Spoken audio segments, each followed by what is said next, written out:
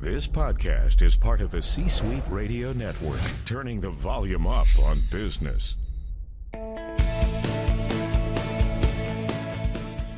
Welcome to the Business Power Hour, hosted by Deb Creer. Join us as Deb talks with her guests, experts in their fields, as they share real-life stories and techniques to power up your business.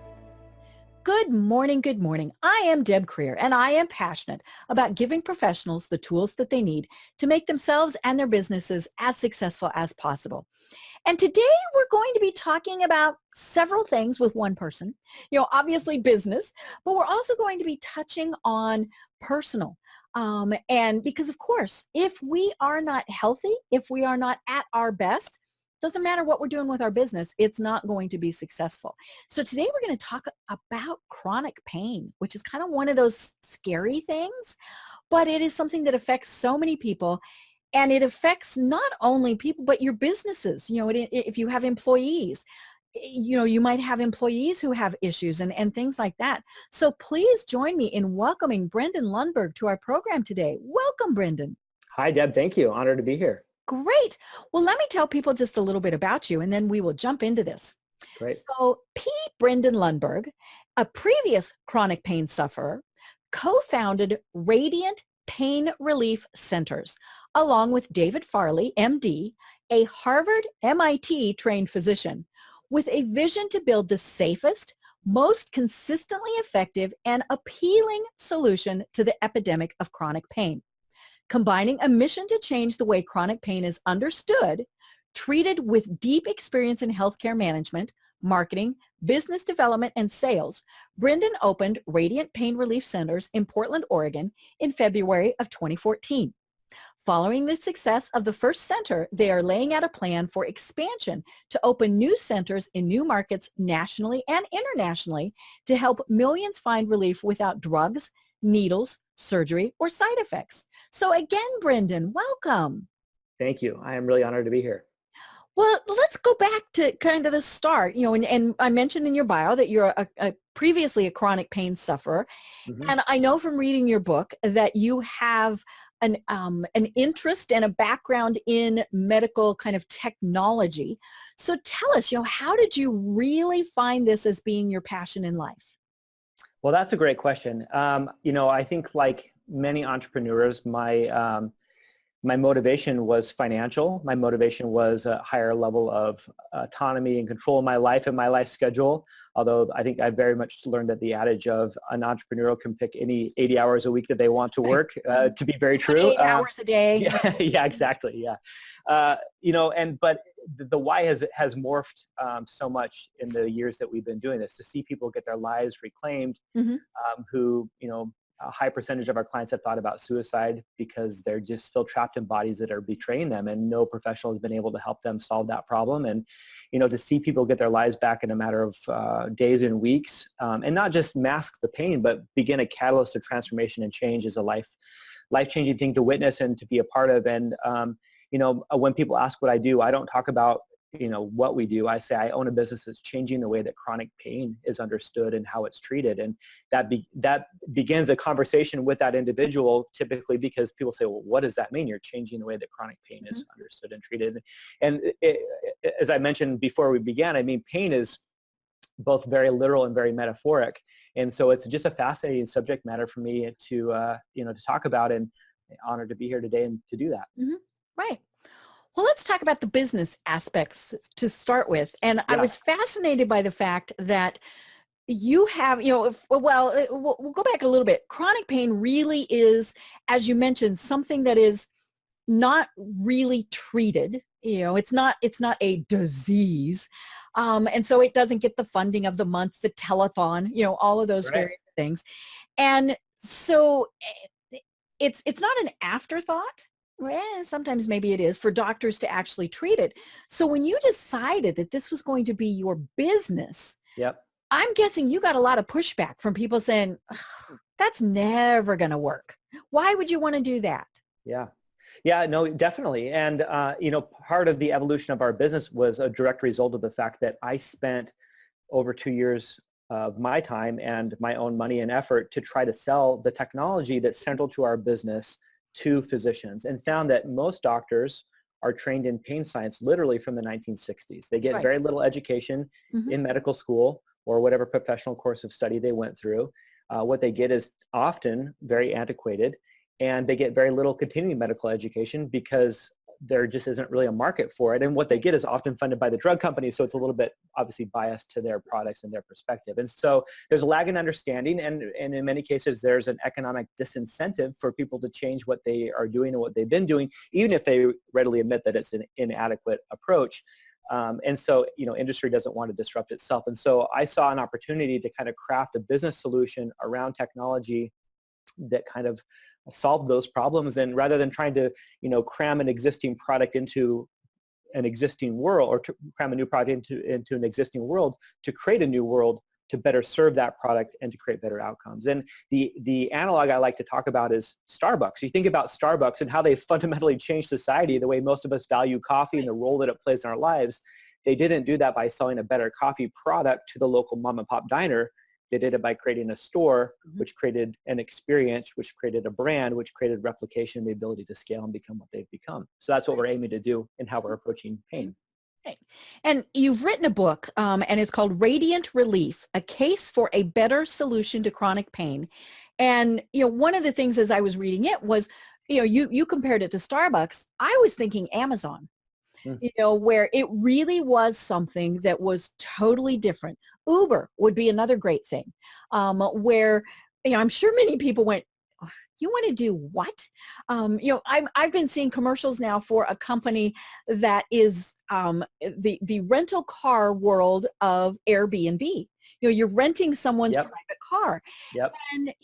And these businesses that are outside of the normal realm really do seem to be, we seem to see them more and more than we have in the past. And, I just find that very interesting that, people are coming up with this stuff, and I'm sure they've come up with it in the past and people went, don't do that. And they went, okay. Now they're taking chances and doing it. Yeah. Yeah. I realized pretty early on that this therapy that we work with was effective, and it was really a matter of how it was being commercialized. And so having had a number of different experiences throughout my career, all of which have been healthcare related business experience, and specifically having spent almost a decade in the hearing aid industry and realizing that hearing aids are not covered by insurance. Right. They're not inexpensive. And I thought, well, heck, if people are spending $6,000, $7,000, $8,000 for a set of hearing aids to have a better quality of life, they're certainly willing to spend money out of pocket to get out of pain if this therapy really works and it's presented to them the right way. So I began to think of this not in terms of how do I sell this and convince a doctor, but how do I help reach it to more consumers, the people who are suffering. And that began the evolution of the business thinking that's led us, to where we are today, which is confidence in a model of building clinics direct to the consumer, as well as in the coming year or a couple of years, an at-home version of the technology, which will be like the Peloton of pain. So an at-home therapy that is not just about a device, but it's about a device and a telemedicine or kind of app-driven interface to create an experience and to create better use outcomes and compliance to the use. And so, we have a pretty clear vision of how we're going to change the way that pain is understood and treated, but it starts first with modern pain science and better understanding about what pain is. Right. Now, one of the things that I was fascinated with on this is the fact that because this is so non-traditional, so disruptive, it's not like you can go to somebody and say, give me money. I want to finance this. Yeah. And, because they're going to go, you're not going to make money. Why would I want to give you money when there's clearly, I'm just going to be losing my investment. So you had to take kind of the non-traditional type of approaches on raising money. So talk a little bit more about that. Yeah. Well, as probably many of the listeners can appreciate, I mean, startup companies, many of the successes that we hear about raised a lot of money in VC funding, right?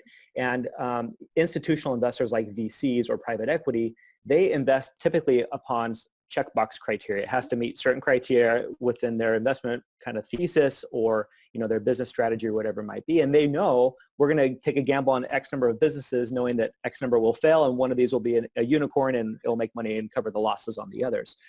But because of our business, because at the onset we didn't own the technology, we just had a licensing arrangement for the technology. We didn't own the IP. And because we're building a brick and mortar business, the cost structure on the front side of building that and then it's big, and then having to hire and train and retain staff in order for that to succeed and then to scale is a threat. It is I guess it's outside of the realm of what most VC funds want. They want software that scales without people. Mm-hmm. They want kind of control of the IP so that they can grow an operating business and sell the operating business and sell the IP maybe together or maybe separately. And because of that, while everybody's been very complimentary to the vision and pleased with the outcomes that we're already producing, it just doesn't meet the checkbox criteria for most institutional investors. So we've been left raising money from angels. Mm-hmm. And the angel investor, obviously they want to see their money be productive. They want to see it return back to them, but they may also be investing from more of a heart space or a head space based upon their own experience. Part of the reason they're called angels. Exactly, yeah. And so, we've raised several $1 million from angels, but it comes in $25,000 at a time, over time. And so it's hard to, aggregate the capital in quick fashion to really turn the business on like you could if you took a big check from one institution. So because of that, we are about to begin what's called a Regulation A+ crowdfunded public offering. So that allows us to openly solicit and not have to take the conversation only through an accredited investor. Mm-hmm. And because in the United States, 100 million people supposedly are in chronic pain, and throughout the world, these are numbers bigger than cancer, diabetes, and cardiovascular disease combined. This is a relevant problem to many households. And the opioid addiction, opioid dependency epidemic have made this even more urgent and even more amongst, the social conscious. We believe that we can raise pretty significant growth capital through the crowd, if you will, and do it, frankly, in a way that is both less dilutive to us as a company. We're not taking, a single investor that's rolling a big risk check to us, but diffusing that risk across many, many individuals, but also simultaneously building relationships with the exact people in the market that we hope to be able to serve with our therapy. Mm-hmm. So it's a pretty winning proposition, I think. Right. Yeah. And I love in the book you talk about the fact that, this is all legal, the way you're raising this money. And certainly we're not talking about, going to, one of those shady people on the corner or anything like that. But it gets tricky because it's medical. It's not like you're just saying, hey, we're going to open this restaurant. There's all sorts of regulations and things like that, and different hoops you have to go through because it is a medical product. Yeah. And actually, though, we've worked really hard to kind of craft a business that, while it's solving a medical problem, is doing it in a way that is much less burdensome than most medical practices. We're not diagnosing, we're not injecting, we're not cutting people open. We're doing one therapy that's completely non-invasive. And the way that the FDA has cleared that technology for market use allows us to do it in a much lower cost kind of delivery model without the same kind of hands-on physician involvement or something like that. And so, we kind of, again, we've crafted a business structure that is kind of neither here nor there. It's kind of building its own, like Starbucks, again, is a great example. They created the third space. We're kind of doing somewhat similar in the sense of delivering a pain therapy that is not, it's not allopathic, it's not Western medicine, it's not drugs, it's not injections, it's not surgery. It's also not quite the realm of the gamut of alternative care that's out there either. It's kind of in a little bit of no man's land between both. It's really both. a combination of things. Absolutely. Yeah. And we've had the ability to, again, not try to cram a technology into an existing world, but to really be able to elegantly craft the business structure to serve the needs therapeutically of the therapy, to drive great outcomes, and then to create a sensibility in the operations that allow us to be very affordable to the consumer regardless of insurance reimbursement and still yield, healthy profits back to the company. And, the cost structure that is present in most healthcare organizations is distorted. It's very high. The economics really in all of healthcare, and at least the United States, are kind of messed up. And so because of the fact that we aren't trying to fit into that world, we've been able to operate much more leanly and, again, elegantly, I think, in how we've crafted the business structure. Right. So how did you first find the technology?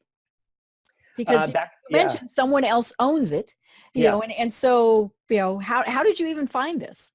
Yeah, so in 2009, 10, and 11, I was head of sales and marketing for a different medical technology. I helped bring that technology to market and left the company to become a distributor, kind of an outside salesperson, and started looking for other technologies to add to my product mix so I wasn't, having only one egg in one basket, and heard about this device through some familial connections. And at the time, it was FDA cleared already, been researched at the Mayo Clinic and Johns Hopkins, and promised lasting pain relief without drugs, needle, surgery, or side effects. And I thought, wow, this is going to be a home run.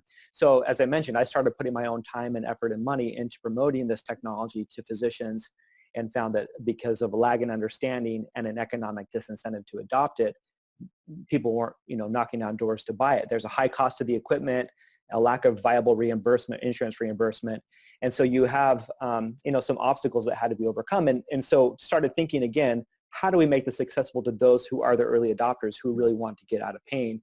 And it was the consumer that really, became clear as the place we needed to focus. And so I started, basically putting a business plan together in 2013 that was essentially predicated on the successful operating structure of a hearing aid clinic. It took a P&L on the key performance indicators and made some modifications and some assumptions. And then, like what an entrepreneur does, put it into play, put it into action, and see how it does. And, over the years, we've learned and made some tweaks and modifications. And now we have a model that we feel really confident in and learn through. So we're ready to scale it up and start to grow it across the country and throughout the world. Right. And you have a business partner, and I mentioned that's David Farley, MD, who is Harvard and MIT trained. So, kind of one of those really smart people from those really good places. Yep. But, it obviously raises the level when you have someone like that. It's not like you're saying, he went to one of those, medical schools, one of those islands. And I shouldn't mock that because, very good doctors come out of there. They really do. Yeah, Harvard, absolutely. you hear MIT and it's like, oh, okay. Yep. And so how did you meet your business partner and get him convinced to do this? Well, I knew of him in the community that I live in, a suburb of Portland called West Lynn. He's a full family practice medicine doctor and everything from delivering babies to end-of-life care. And so he's touched a lot of families in our community, and he had a great reputation. And so I didn't know him personally, but I was able to get an entree in a meeting with him. And I sat down and I said, look, here's this technology. It seems very promising. Here's a new business concept of building a clinic around this technology and why I think it could be successful. And he said to me, as did many other doctors that I talked to around this time, or that I tried to sell the technology to, this sounds too good to be true. Sounds Right. like snake oil. But instead of telling me to pound sand and to get the heck out of his office, he said, I have so many patients in my database who are in chronic pain. As a family medicine doctor, I've sent them here, I sent them there, they come back still in pain and they go, Dr. Farley, what do I do? So he had an open-mindedness to it that many other doctors I talked to by that point hadn't. And he said, let me call the doctors at the Mayo Clinic. Let me call the doctors at Johns Hopkins. Let me do some research. And he did, and spent a couple weeks of his own due diligence, and then called me back and said, all right, let's evaluate this. And so we partnered together to prove the concept. It was a small, and literally in his basement, I helped frame in the treatment walls of the room that we had. So we had a small reception and a treatment room, and then have grown over the years from that little beginning to a much more robust business and much greater vision for what we want to do. Dr. Farley is still a great friend and co-founder of the business, but we have a new chief medical officer who is actually, Dr. Farley, again, Harvard and MIT trained. You can't beat that. But he's a family medicine doctor. He's not a pain specialist, Right. if you will. So we have a new chief medical officer in the last several months who is boarded in anesthesia and boarded in pain. She's an expert in modern pain science, which is really all about the brain, which is a fascinating conversation that maybe we'll have here. And then we have, for the first time since inception, we're beginning to build a team. I have a chief operating officer who's an investor, and then working to help me build. I have a chief financial officer, and these are important functions and roles, particularly as we look to do a public offering and Right. to grow the company towards an eventual real IPO and public listing. So, Right. yeah. And I'm totally unfamiliar with crowdfunding. I see posts about it on Facebook. That's about my extent of knowledge. Yeah. And so, but on your website, you've got the information, and obviously the learn more buttons, things like that. And so then people can invest. Is there a minimum that someone has to invest? Yeah, so right now we're still in our private round, so we're raising money privately. Okay. And so depending on when this airs, and we expect, as of right now, we expect SEC approval optimistically really any day to begin the crowdfunding mechanism. So right now we can't take an investment, we can only take a reservation. Okay. But if you're interested, you can get in a reservation and then you're in queue, and once it goes live, then you'll be slotted in queue. But so what we told the SEC, and contingent upon their approval, it would have a pretty low minimum, $500. So it's an accessible amount of, Wow. entry point for most people for whom pain or the opioids might be a relevant concern or interest. And the idea is that you kind of decentralize the investment opportunity, and it allows us to openly solicit. So that removes a big barrier in terms of how hard it is to reach investors. When you can openly solicit, you can actually literally run ads on Facebook and say, we're changing the way chronic pain is understood and how it's treated. If this is of interest to you, click here and learn more, and then drive them through an educational funnel. And hopefully they invest $500 or $1,000 or $5,000 or $10,000 and participate with us. And then in the aggregate, we raised 15 to 20 million that we really need to turn this thing on to a significant business and do it less dilutively, again, in partnership with the people that we want to have relationships with anyway. Right. Now, do the investors have a say in things, or, do they have to invest at a certain amount before they, almost like a shareholder? Yeah. And they are shareholders. Yeah, we're selling it. Right, Yeah. right. Yeah, you've got 1 or 2 shares. You've got 3,000 shares. Okay, now you have a voice in the company. Sure, absolutely. Yeah, just like in any business. I mean, the more that you own, the greater that voice is heard. And we have a board of directors, so obviously we want to build a business that's sensible to, to the needs of the company. And I have a fiduciary responsibility to the shareholders of the company, whether they own 1 share or 1 million shares or whatever it might be. And so at the end of the day, we have a responsibility as the operators and executives of the company to grow the business in a way that will hopefully give the shareholders the best chance to see a return and for the business to be successful and profitable. Right. And I love that, you say 1 or, 1,000 is the same. I've had that discussion with, when I was in the nonprofit world with donors or, with people about donors, because I would say, the $10 donor really should be as important as the $10,000 donor.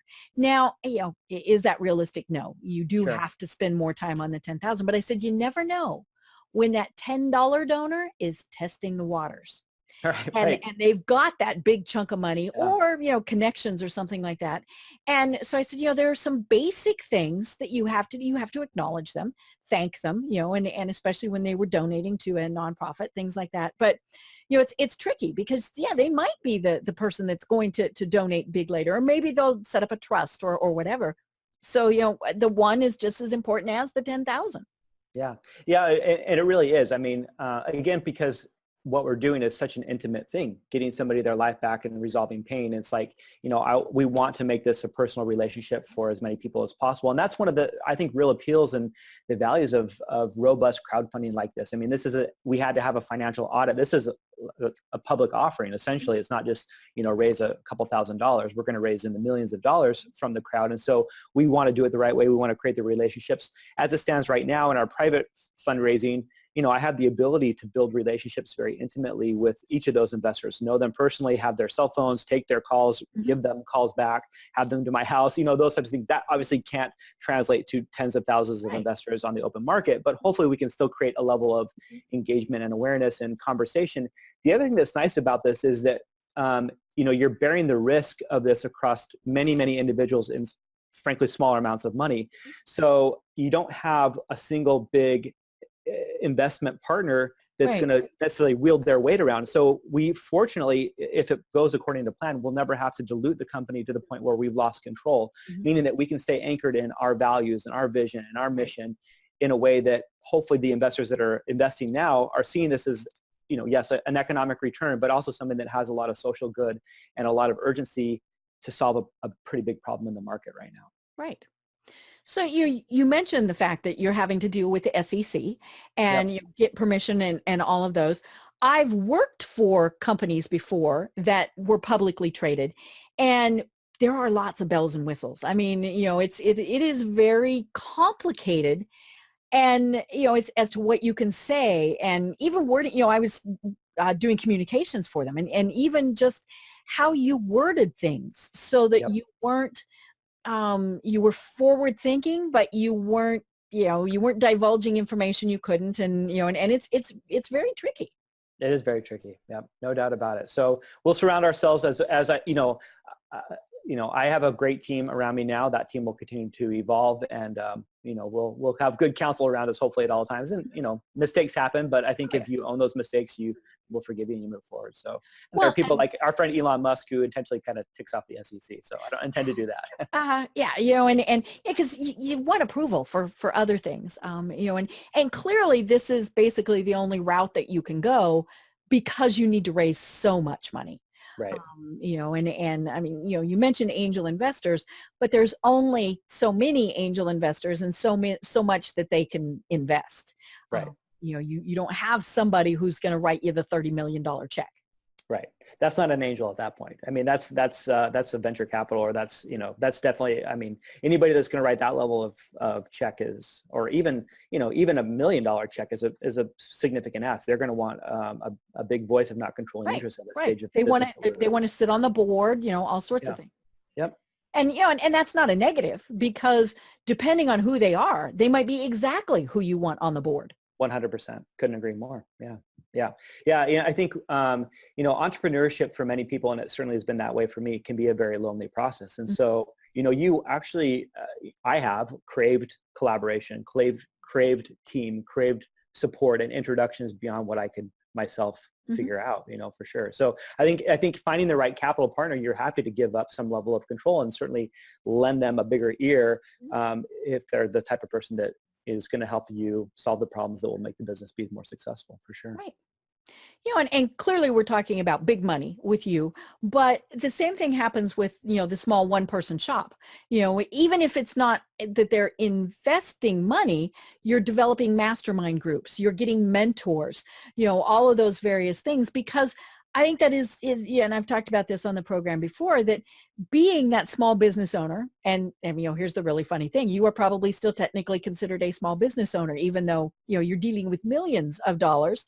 But, it is very isolating, and so we need to surround ourselves with those people who are going to give you good advice. Couldn't agree more. Yeah, I'm a part of a couple different groups and have been in masterminds, and the support and collaboration is really invaluable for people, for sure. Has been for me. Right. Well, what other advice would you have for business people who might be thinking about doing something like this? First of all, hats off to anybody that chooses to be an entrepreneur. I think they're, aside from maybe being a parent and having the responsibility and the privilege of helping to, raise a human, building a company is the most rewarding and challenging experience I think that you can have in life. And it requires a lot of you, at least it has for me, a lot more than you can even imagine. And to be honest, I don't think I would have had I known how hard it would be and how lonely it would be and how much of a grind it would be sometimes, that I would have had the courage to do it. Had I not known. Steve Jobs is famously quoted as saying something like stay hungry and dumb. And I've been both of those things. And I think, it's being hungry to drive, to push and try, and also being naive to the fact of how hard it will be, that allows somebody like me to do what I do. So anybody that is an entrepreneur, I commend you, no matter what the industry is, no matter what the vision is, just go. And I think that's what separates entrepreneur from other people, is the willingness to take action, to put into motion something. Because, many people have ideas, but they wait for the perfect time or the perfect circumstance, the perfect amount of money. And there is no such thing as the perfect anything. You just have to do it. And, whether you put into motion and you fail, or you put into motion and you succeed, either way, it's a positive result. If you fail and you pivot and you learn, you keep getting better. There's a couple quotes I like. One is that when you think you've run out of options, remember this, you haven't. And I think that's maybe Thomas Edison that said that, I don't remember for sure. And that's something I've really learned. You hit a roadblock, you hit a cul-de-sac or a dead end, and you go, oh my gosh, what do we do? And then surprisingly enough, a new opportunity emerges out of it. And, another podcast that I love to listen to, How I Built This, with Guy Raz from NPR, I think that's who it is, that he had a guest on who was saying, a successful entrepreneur saying, businesses don't fail, startups don't fail, their founders just quit at some point. Like they just get too tired of the grind of trying to figure it out. And so you have to come, at some point, you have to kind of come to terms with the fact that this is the reality of what you're dealing with. One of my mentors and a guy whose mastermind I was in, Brendon Lundberg, I learned so much from him if your listeners are familiar with Brendon and some of his teachings, and he talks about honor the struggle and bring the joy. You have to be grateful for the fact that you've chosen a path, or the universe has allowed you to have this opportunity to build something of value to the world. Then you can't bemoan the fact that it's going to be work to do it. You have to kind of embrace that. Right. And you definitely chose something that was outside the normal realm. And I think many times that is the hard part for an entrepreneur is we do think of something that is different, that is unique, and we don't have what it takes to go forward, and with whatever it is, maybe we don't have the money. Maybe we've got, a family that's depending on us. And so, taking that financial leap isn't possible. Yeah. And so you really have gone into what you call a disruptive business. So define that just a little bit more as to what a disruptive business is. Well, a disruptive business in my mind is just anything that changes the status quo, right? Changes how we think about something, or how we engage with something, or the way that we place value into something. In our case, we're building an unproven business concept, although we're proving it, but up to now, a relatively unproven business concept around technology that's misunderstood, based upon science that's not widely known, in a way that's never been done before. So you stack up all these different things. The definition of risk. it's the definition of risk. In fact, I don't know that I could have stacked it to be any more difficult. And on top of that, we're dealing in pain, and pain is the single greatest human common denominator. I mean, there's not a single person that's ever lived on earth that hasn't experienced pain. So we have, even ourselves, our own individual experience with it. And typically that experience is one of negativity. Like, we don't like pain. We want to mask it. We want to get rid of it. So give me the pill and mask it. Well, the opioid addiction epidemic, the lives that have been, literally millions of lives that have been destroyed or ended because of these approaches, are an indication that isn't the right approach. And so, I feel really honored, again, to be in a space that is not just about, delivering a business solution, but one that has the potential to change society by changing the way that we think about the way that we approach chronic pain. And for most of our clients, as they get out of relief through our therapy and they get educated about modern pain science, they become empowered, and they start to make bigger lifestyle changes, losing weight, and approaching their nutrition and their sleep from a different standpoint, and their exercise and their movement and their mindset and their environment. And it just becomes a catalyst for bigger, beautiful changes. And to think about the ability to do that on a bigger scale to more people across the country and throughout the world, we could change society. I mean, and pain is an entry point that's significant, that's huge, and that's urgent for a lot of people. Right. And it is something that, as you've said, so many millions of people have a problem with chronic pain. And in many cases, it's just, poo-pooed or poor thing, and things like that. And so to be able to positively affect so many people, I mean, that's just got to be very cool. Yeah. Yeah, really everything that we do is different. First of all, it's important to understand the science of pain really has changed tremendously in the last 5 to 10 years, but there's a lag in understanding. The science at high level is this: we feel pain in our body, but it all actually comes from the brain. The brain, via the nervous system, generates this pain experience to protect us. And if you have your hand on the hot stove, or you have cancer growing in your tissue, or you've broken a bone, you actually want to feel the pain because it's going to get your attention. Right. It's going to trigger you to change. Warning signal. It's the warning. Yeah, something's wrong. We need you to make some changes so that you stay alive and you learn from this. And so pain ultimately is a protective function.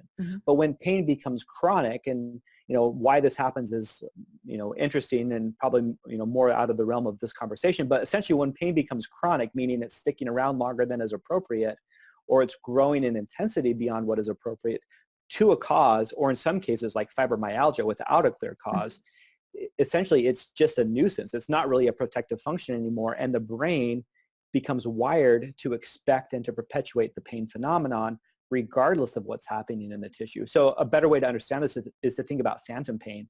In phantom pain, the part of the body's been amputated. It doesn't exist. So if there's no fingers to feel anything, why are they feeling pain? That's an indication that it's not a tissue problem, because there's no tissue to feel anything. And so really all chronic pain in some degree is like phantom pain. It's really a brain problem. And so we use technology and modalities to retrain the brain, non-invasively, no drugs, no needles, no surgery, and none of the side effects and risks of those approaches. And through neuroplasticity, or the brain's ability to learn, we can restore the brain and body back to a more normal perception of pain and get relief that becomes significant and lasting. Right. Yeah. We get used to being in pain. And I think that might be, it becomes a fact of life. And so, yeah, it's just, as you said, sometimes it's there when it's really not, in many cases, not supposed to be there. We expect it. I think as we age, I mean, we think it's kind of part of the Right. normal trajectory of life, and maybe it is in some way. But we also are culturally conditioned to just say, "Oh, pop a pill, let's mask it or minimize it," and we probably quit moving. And so inevitably, chronic pain sufferers become pretty complicated. They oftentimes have gained weight because they're not moving like they once Right. did. They're sedentary. They're sedentary. Their sleep is probably disrupted, chronically disrupted, which develops a whole other host of health problems or comorbidities or complications, including weight gain and cognitive decline. If they're popping even the over-the-counter medicines like the Tylenols and the Advils and these types of things, there's pretty clear science that shows those disrupt kidney health and gut biome health. And so that's going to exacerbate the problem. And then the more aggressive drugs, whether the opioids or the the neuroleptics or anticonvulsant drugs, they're changing biochemistry in the body. So side effects will inevitably happen. Addiction will happen, depression, withdrawal. I mean, so after years or decades, people really become a shell of who they once were. And so our care process begins first by saying, why is it important for you to get out of pain now? What is your motivation? Who needs you to show up at a different level? What does pain cost you? Getting them thinking differently about that. And then as we take that basis of them saying, this is why it's important to me, and then educating them about modern pain science, that it's not probably a tissue problem, it's probably a brain problem, and we can likely help you with this process. That combination of factors is like, it reignites a little spark of hope in people's mind. And then in our model, we give them the first treatment for free so that they can start to experience some relief with no cost. It's like that is a turning point for many people. And then hope begins to return, relief begins to happen. They start sleeping better and moving better. They're able to become less complicated because their body can start to function like it's really supposed to function. Anyway, I could geek out on it a long time, but it is life-changing for our clients. Well, and one of the things you didn't mention is depression. I mean, that is something that comes in, and you excuse me, alluded to the fact that our brains are so powerful. And before the program, I was sharing with you that one of the things that I have had, and I have chronic pain. It's very low level, just kind of one of those annoying type of things. Now it can spike really pretty easy. It doesn't take too much, and all of a sudden I'm at an 8. And I know some of the things that I need to do to keep from having that. All sorts of things. Sometimes it's just going to happen, and that's just based on all of my medical history. But one of the people that I have seen to deal with some of this is a hypnotherapist. Yep. And, and my husband is one of those that, no. Now, he doesn't really go to a doctor either, but, he really doesn't do any of the alternative things. Right. And, and the person that I see is also a friend. And so I very much trust her. And, I remember her saying, your brain can basically control everything. And it does control everything. And, some of the things that I have talked about with her, I will tell her, things like, I don't remember names, never remember somebody's name. I'm bad at that. And, and so I wanted to have hypnotherapy to get over that. And she kind of, laughs at me, which of course, can be done. But she said, I have told myself so many times that I am bad with names, that I am bad with names. Yeah. And so if I start having the opposite thought process, that's going to be what really starts helping make that change. And the same thing happens with pain. It's what do you need to do in your mind to get out of being in pain? Yeah, absolutely. I mean, there's the adage that probably most of your listeners have heard, which is we don't see the world as the world is. We see the world as we are. We're a product of our genetics and our upbringing, our environment, and our education. And so we filter that perception through that lens of experience. Pain is very much the same way. And I think one of the unfortunate realities of how we've approached pain from an industry standpoint is that because there's been a lag in understanding, we look to the tissue as being the culprit and the problem. And so somebody has chronic back pain, they go in, they get an MRI, they're going to see tissue abnormality like a herniated disc or arthritis, because most of us have that. We may not know it because we don't feel pain, but we feel, oh, that's the reason. And so that becomes now the limiter of expectation.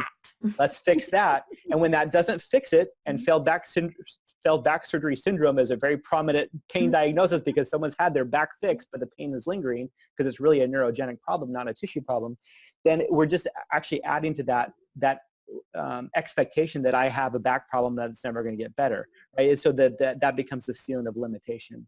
In the book, I wrote an analogy in the book that we think of pain very cause and effect. Pain, bad tissue, something's wrong. But when pain is chronic, it's not really a direct cause and effect relationship like that. So a more appropriate analogy is actually credit card debt.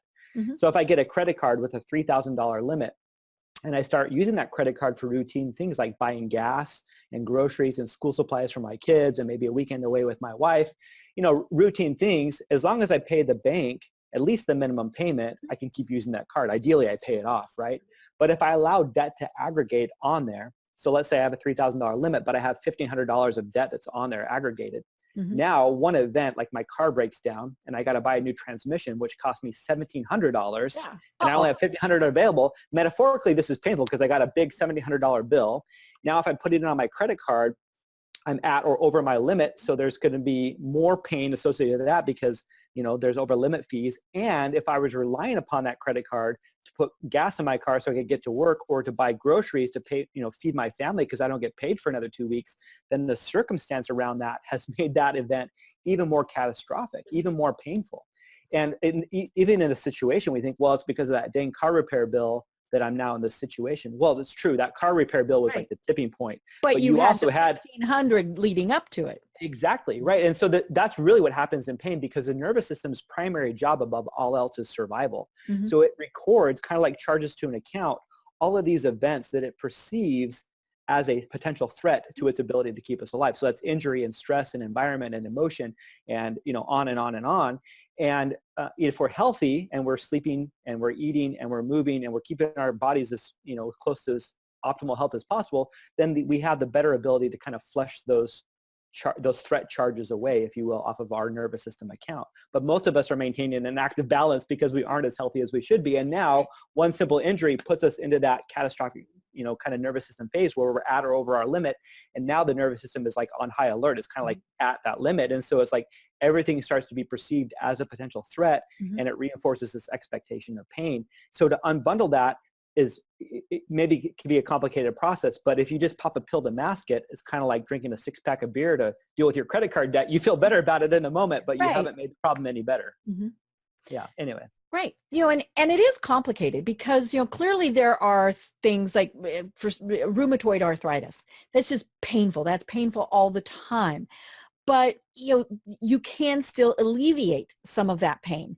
And so there's an acute pain is, that you put your hand on the stove and you go, ouch, and then it gets better. It gets better.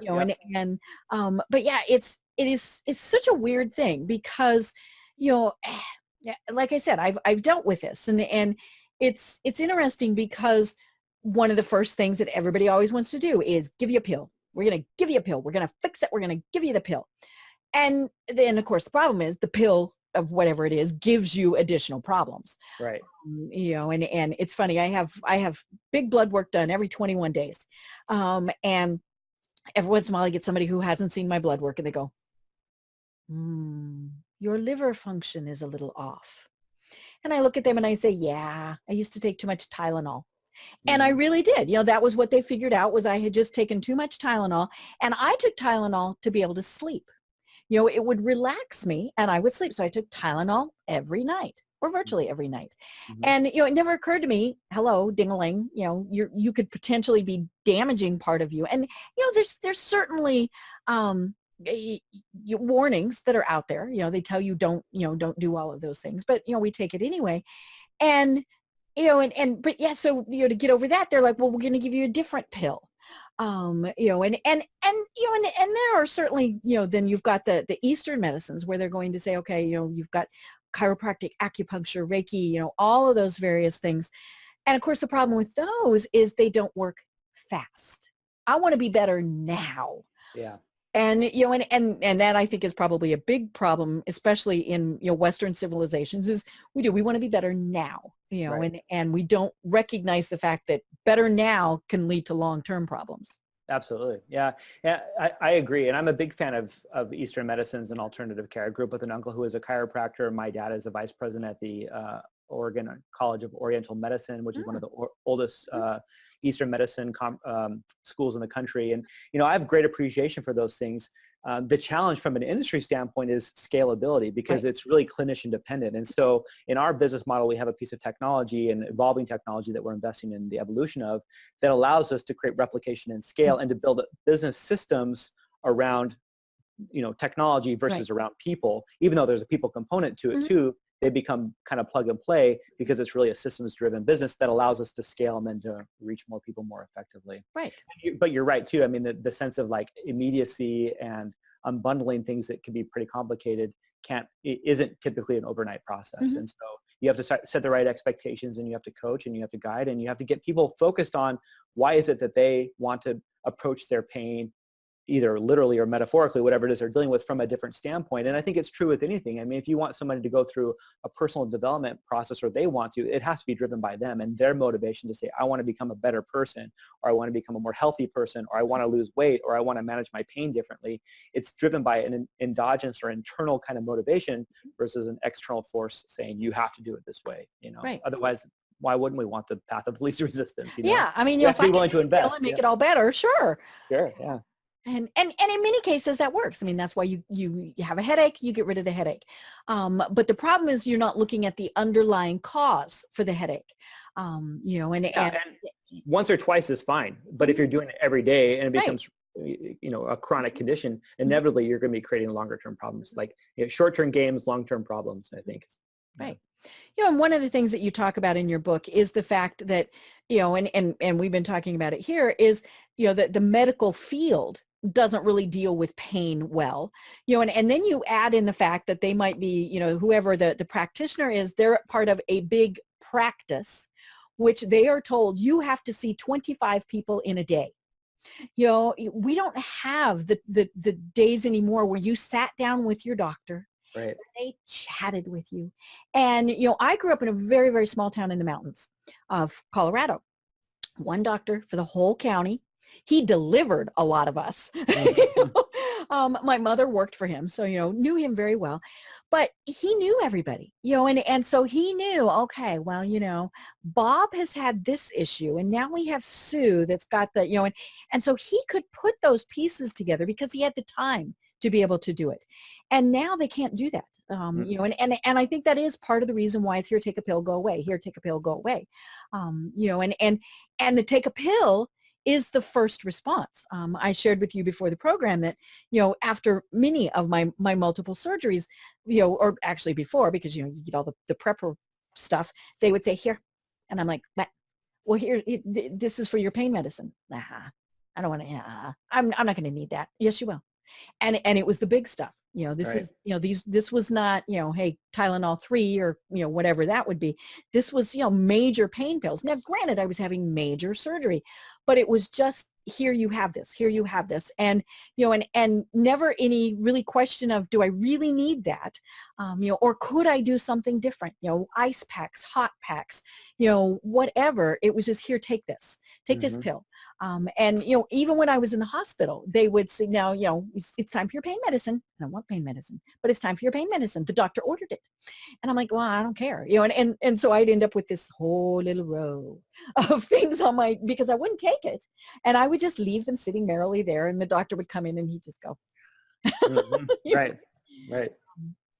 Yeah, there's definitely, a culture amongst us as consumers and amongst the medical profession to, at least in the United States, to overprescribe on the medications. And in some cases, it's out of, obviously, I think in most cases, I would like to think that it's out of a genuine desire to help that client have a comfortable experience, right?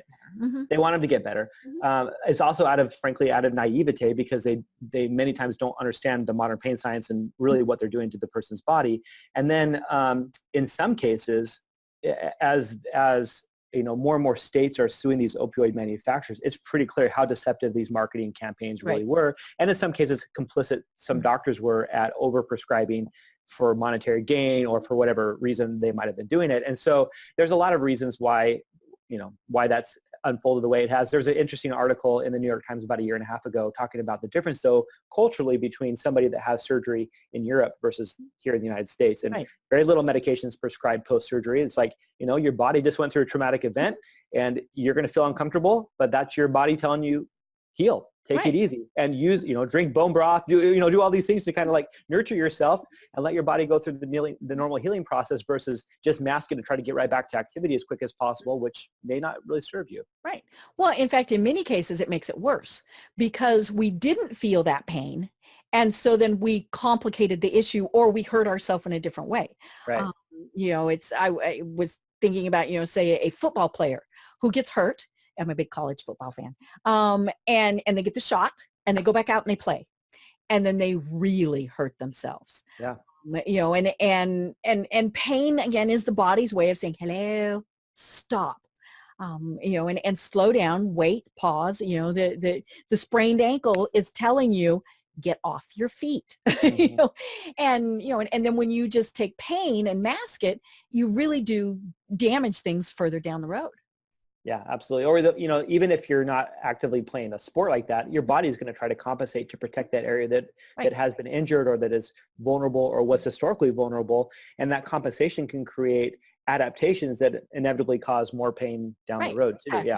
Your left knee causes your right hip to hurt. Yeah, right. And it's funny because, there are times where obviously, stuff has to happen, and we're not saying, no, not do that. And I remember years ago, we had a dog club and we had a holistic vet come to our dog club. And, there were several of us, our little eyebrows went up and we're like, yeah, whatever. And this really was probably 25 years ago. I still remember him saying, if a dog is hit by a car, we have to do surgery. But if it has something else that we can treat with acupuncture, then we do that. He said, and his point was, we need to combine all these things, and find what works best for whatever that situation is and treat that. Yeah. Well, I think maybe underlying that comment is the fact that as a healthcare industry, we've compartmentalized all these different specialties. And so they get very myopic, like, well, this is a knee problem, so I'm going to, look at it from just this standpoint versus kind of looking at more holistically about, and the body is a holistic machine. It's, it's like you can't affect one part of that body. And if you don't understand that, think about your business. Business is a system too. And you can't, limit what you're spending in marketing to save money and not probably reduce the amount of sales, which is then going to reduce your revenue, which is going to make it hard to say. It all works together, And so I think we've been in some ways misserved as a population by having a healthcare approach that's so specialized and so compartmentalized. Right. Yeah, because what frequently happens is the left hand doesn't know what the right hand is doing. That's right. And when you sit down and you go through all the prescriptions, it's like, wait a minute, this one doesn't play nice with this one. Or this treatment doesn't do well with this and things like that. And so, the big part is we have to be better educated. That is probably the first step. And we have to question, we have to say, well, no, I'm not going to take that pill just because I was told I needed to take that pill. And I think that, that is one of the things that I tell people a lot when they ask me about, what I've been through is I say, we have to take control of our own care. Absolutely. And that really is the biggest part of it. It's not, you have to have this pill, you have to do this, you have to do that because they went to school for 900 years. No, and it could even be, maybe chiropractor isn't the right one for this. All those various things, we have to think about it ourselves and make the best choices. You're absolutely right. And I think, again, our model is predicated on that exact philosophy. When we start the process by saying, we'll treat you for free, we'll give you a free introductory treatment, but we just ask you to first identify, why is it a priority for you to get out of pain? Right. What does pain cost you? What is your definition of success? We get them thinking differently about that, and then they become empowered, and then we educate them. And it's like, we want them to be in the driver's seat of how they proceed and, pursuing our care if they do or not, and investing in the thing that's going to give them what they feel is the best chance of of positive outcomes. And I think that's so important because, pain in particular minimizes people's ability to function, right? And so there's a loss of control. Right. And when somebody can start to reclaim that, that is actually an important psychological flag in the ground, line drawn in the sand, whatever metaphor you want to use to tell that person psychologically to themselves, I'm no more. I'm moving forward back to reclamation of the life that I want to have for myself, and not just taking everybody's advice or doing it because it's what we've done in the past. Like allowing somebody to be in charge of that is an important part of care for anything, pain or anything. Right. Well, good golly, Brendon, we are already almost at the top of the hour. We've only got about 5 minutes left. Okay. Now, you clearly just have one physical location. A lot of times when I'm talking with my guests, they can do their training over the internet, and they can use Skype and all of these various things.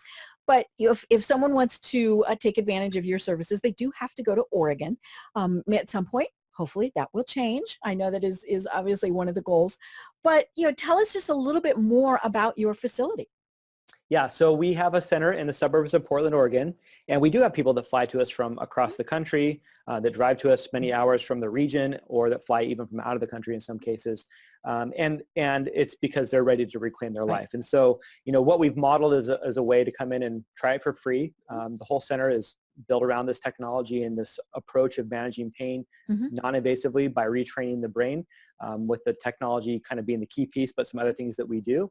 And it's free to come in and try it if you happen to be in the region. If you're interested, you want more information, you can go to our website, learn about it, reach out to us. We're happy to have a conversation. And in most cases, it's safe. In most cases, it's highly effective at reducing pain and not just masking it, but getting to the root of the problem, which is the brain, and restoring the brain back to a more normal perception of pain. So we get relief that is significant, but then also lasting, without drugs, without needles, without surgery, without side effects. And working hard to get some more centers open. We hope to have one in Boston, Massachusetts, one in Austin, Texas, both by the end of the year, and then accelerated growth thereafter. We're also investing, if you're interested in the crowdfunding activities, towards an at-home version, which will be like Peloton for pain. I love it. I love it. Well, how do people find you and connect with you online? If they're interested in me personally, I'm not that interesting, but you can find me on Facebook or LinkedIn, Brendon Lundberg. But if you're interested in the business, if you're in chronic pain or you know somebody who is, go to radiantpainrelief.com. Again, radiantpainrelief.com. And from there, you can navigate. I'm interested in therapy. I'm interested in a copy of your book. I'm interested in, understanding the crowdfunding or getting involved, as a healthcare professional. How do I get involved? Whatever that it is they might be interested in, we can help them through the website. Great. And I love that this is fact and science based. There are a lot of people that, it's kumbaya. No, like you said, Mayo and Johns Hopkins have done studies with this technology. And are they thousands and thousands of people? No, but it's at some point, there will be big numbers. And so it is something that is definitely finally maybe catching the attention of people, because there are so many people that have chronic pain and they want to get rid of it. They want to go back to living the life that they really want to live. Sure. Absolutely. Yeah. And again, honored to be on the podcast and to share a message. And if anyone out there listening is suffering with chronic pain or interested in being involved with us in any way, we hope that you do reach out and, help you have a better quality of life, or someone you care about, or have you help us reach more people so that we can help change society and change the way chronic pain is understood and treated. Great. Well, is there, are there any other final thoughts that you want people to have? It's this. I think from an entrepreneur standpoint, and from, it's a privilege, I think, to be part of something that can, reach people at a very intimate level in their life and help them have a better quality of life, and, to be able to think about an idea of going out to more people and hopefully shifting society is a big thing. So please do reach out if we can help you, or if you want to help us. Great. I love it. And really can't add anything more to that. So I am Deb Creer. I've been having a fascinating discussion with Brendon Lundberg. And until next time, everyone have a great day. Thanks for listening to the Business Power Hour, hosted by Deb Creer. Join us next time for more real-life stories and techniques to power up your business. You've been listening to C-Suite Radio. For more top business podcasts, visit c-suiteradio.com.